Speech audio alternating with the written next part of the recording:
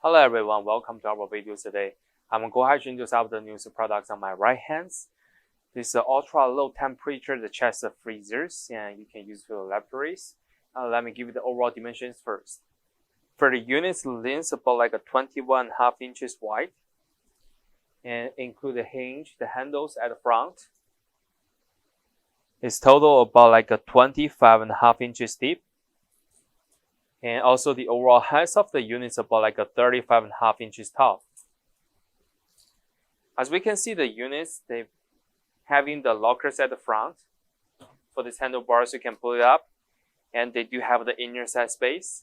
And looking down the bottoms, we can see the units coming with the digital controllers, and we can set in the temperatures on it.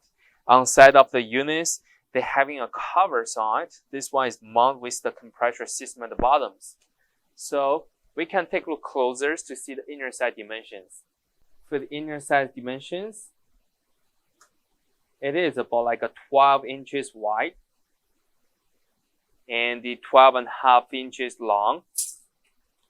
And the depths, they are almost about like a 13 and 3/4 inches deep.